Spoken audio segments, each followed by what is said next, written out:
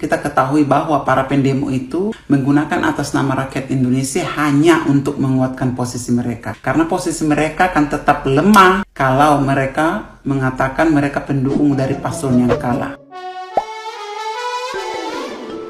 Hola netizen yang tercinta, demo penolakan kecurangan Pilpres 2024 terus berlangsung. Refly Harun turut hadir di demo penolakan kecurangan Pilpres 2024 yang digelar di depan gedung DPR MPR RI Senayan, Jakarta pada 5 Maret 2024. Refly Harun menyerukan Pilpres 2024 diulang. Refly Harun juga mendesak pasangan 02 Prabowo Gibran didiskualifikasi. Dalam aksi yang diikuti oleh ratusan massa tersebut, Refly Harun turut menyampaikan orasi dengan narasi kalau pemilu 2024 ini penuh kecurangan. Dari atas mobil komando, Refly Harun menyerukan pemilu ulang dilakukan. Namun dalam seruannya itu, Refly Harun menyebut kalau yang bertarung hanyalah dua pasangan capres-cawapres. Dengan narasi tersebut, Refly Harun meminta agar paslon Prabowo Gibran didiskualifikasi jika memang pemilu digelar ulang. Pasalnya, dia secara tegas menyatakan kalau rakyat Indonesia tidak ingin dipimpin oleh pemimpin yang terpilih atas dasar kecurangan. Dengan adanya aksi ini, Refly Harun menyampaikan dukungan penuh. Dirinya bahkan menyerukan akan mendukung pengguliran hak angket terkait kecurangan pemilu di DPR. Kita menolak pasangan calon yang menang karena curangan. Tolak paslon curang. Kalau menolak berarti harus didiskualifikasi. Soal cara nanti kita perdebatkan. Yang penting adalah diskualifikasi calon curang. Nah, gimana nih menurut netizen yang terhormat? Silahkan berkomentar ya. Tangkap pembuat gaduh, pembuat rusuh yang ada di NKRI, karena pemilihan sudah selesai. Jadi yang membuat gaduh, membuat kisruh, tangkap aja, ada aja nih.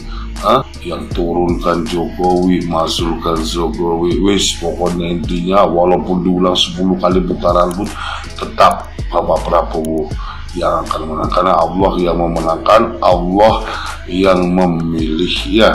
Kalau sudah urusannya Allah, tiada yang bisa debat dan tiada yang bisa ganggu gugat. Pokoknya siapapun perusuh, pendemo, tangkap ya. Ini karena mau puasa supaya tidak gaduh negeri ini.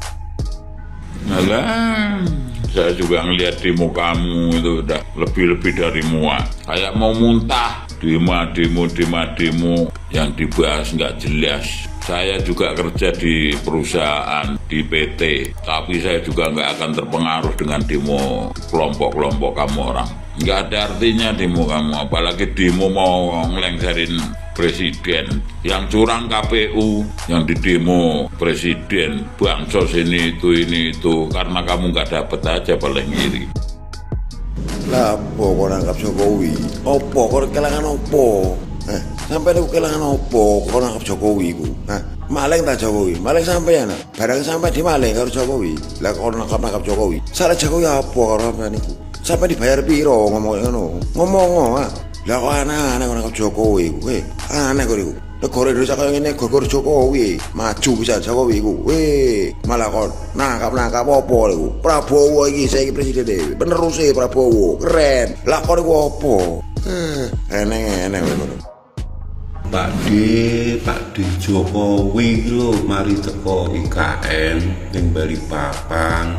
Mari ning Balikpapan ning Samarinda. Mari ning Samarinda ning Buntang. Wakeh masyarakat Kaltim Pak D sing antusias berbondong-bondong delok Pak Jokowi kok sampean ngomong tangkap. Sampean jane iki wong endi kok ape nangkap presiden Indonesia? Kok sampean ki wong piro kok ape nangkap? Mbok yo sampean mbok sing sadar wis tuwa Pak D. Mendingan sampean mulih ngarit wedhuse lesu yo wis nang mulih gak usah dule duwe. Halo guys, dari video Bapak ini kita ketahui bahwa para pendemo itu menggunakan atas nama rakyat Indonesia hanya untuk menguatkan posisi mereka. Karena posisi mereka akan tetap lemah kalau mereka mengatakan mereka pendukung dari paslon yang kalah. Karena kebetulan nih kan dari KPU belum ada pengumuman siapa pemenangnya. Jadi sekarang rakyat Indonesia masih terbagi dua bagian. Satu yang 58%, satu lagi yang 42%. Jadi untuk para pendemo yang mengatasnamakan atas nama rakyat Indonesia, tolong sebutkan identitas kalian, alias contohnya yang saat demo, kami mewakili rakyat Indonesia yang 42%. Kan langsung jelas, jadi saya tidak perlu komplain. Karena kalau kau mengatakan kami mewakili rakyat Indonesia, ya saya harus komplain karena saya merasa kalian tidak mewakili saya. Dan kenapa saya mengatakan tidak mewakili saya? Karena saya bingung apa yang kalian tuntut. Contohnya, kalian menuntut Pak Prabowo, menuntut kemenangan Pak Prabowo. Ya yang kalian demo itu Pak Prabowo, bukan Pak Jokowi. Contohnya ya kalian demonya ke Pak Prabowo nih, bilang ke Pak Prabowo, Pak Prabowo kamu resign aja, kita nggak terima kalau kau menang, nanti biar dilakukan pemilihan ulang lagi.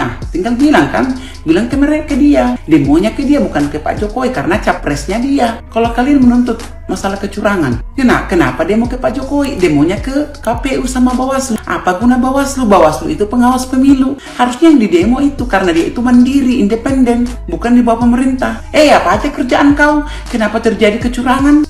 Bisa kalian ngomong seperti itu. Masalah konstitusi lagi. Yang kalian demo itu ke MK bukan ke Pak Jokowi. Ya, MK yang tanda tangan sehingga Gibran lolos untuk jadi cawapres. Kalau yang kalian tuntut itu hanya karena anak Pak Jokowi ikut mencalonkan diri jadi cawapres, tetap tergantung ada nggak parpol yang akan mengusungnya. Ya kalau nggak ada parpol yang mengusungnya nggak bisa. Karena kalian harus ingat posisinya Pak Jokowi dengan Pak SBY itu berbeda. Pak Jokowi itu tidak punya partai, Pak SBY itu punya partai.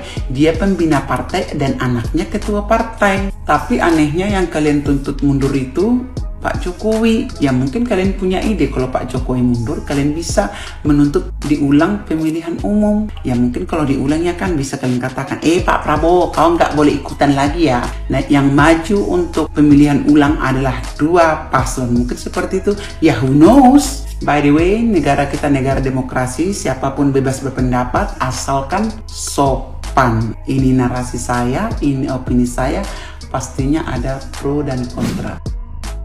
Darurat pangan apa sih? Nasi kucing 3.000, nasi pecel 5.000, pakai telur 8.000. Nasi padang kemarin pakai telur dadar 11.000, sekarang naik 12.000. Masih bisa terbeli. Mahasiswa itu tahu kondisi di desa-desa nggak? Memang kebutuhan belanja itu naik, tapi masih bisa terbeli. Para petani gabah di harga 7.000 lebih per kilo gabah lo ya.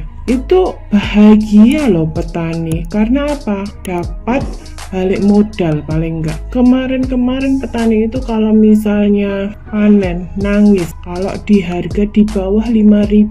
Sekarang beras dari harga maksudnya yang sedang ya, dari harga 12.000 sekarang di harga 13.800. Naiknya itu 1.000 sampai 2.000 rupiah. Itu darurat pangan bagian mana? Masih bisa terbeli. Orang yang menengah ke bawah, harga pangan mahal seperti ini, itu ya udah nggak teriak-teriak gimana makan sehari 3 kali alhamdulillah. Kalau misalnya berasnya itu sedikit dipakai makan bisanya itu sekeluarga 2 kali, wah syukurillah, nggak teriak-teriak. Karena apa?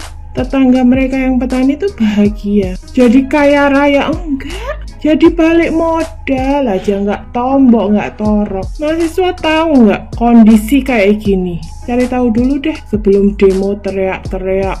Terus aku tanya, ini ditunggangi ya sih? Atau memang murni? Kalau misalnya murni, itu solusi apa dari para pendemo untuk menurunkan harga beras? Ada solusi? Atau cuma teriak-teriak aja? Ini saya ceritakan ya, kondisi di lapangan tetap terbeli.